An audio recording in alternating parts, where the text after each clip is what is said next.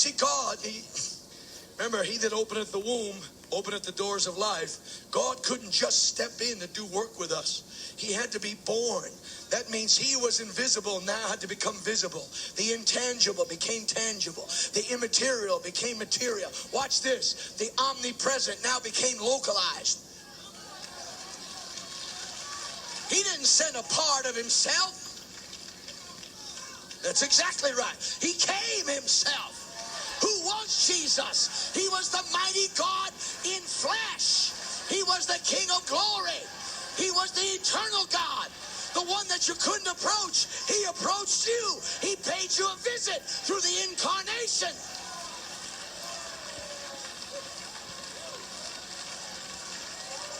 And like any good visitor, he didn't come to make fun of your bedspread and tell you that your screen was tore. He didn't come to condemn.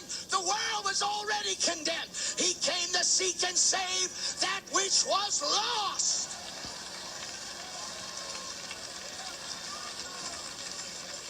Now, I'm going to turn around once. I'll be around one more time, then I'm finished. I'm going to just mess with your mind. I don't care what you believe. I got the mic. I'm right now. You read that scripture in Luke 19. It says, he's talking about being at Zacchaeus' house. He said, salvation has come to this house. Watch. For the Son of Man came to seek and save that which is lost. That. Not them. Not them. Not those. That which was lost. What was lost? We like to say it's the human race. No! It was worship!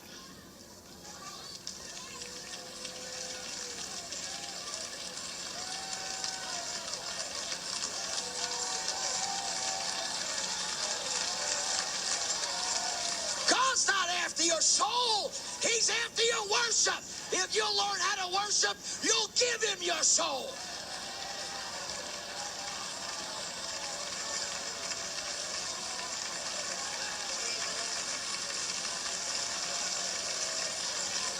The Bible said, we know, John 9, God heareth not sinners.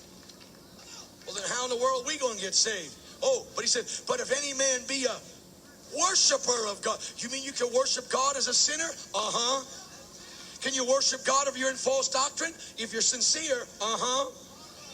Well, you can get real quiet all you want to. Can you worship God when everything in your life's not right? Uh-huh. Has it ever bothered you that the greatest treatise that God ever gave in fleshman in Jesus Christ, he didn't give it to a religious world, he gave it to a chick who was shacking up?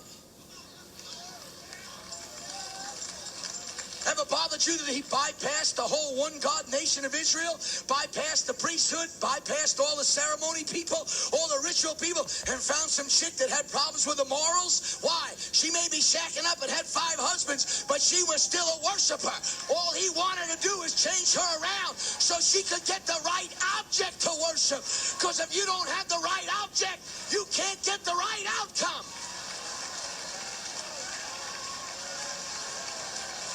We're not crazy because we make a big deal out of Jesus. He is the Father made flesh. He is the Word incarnate.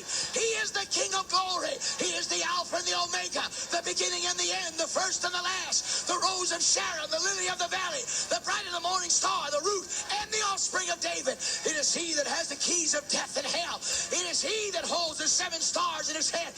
We are not a cult. We are not heretics because we make a big deal out of Jesus. We know who we worship.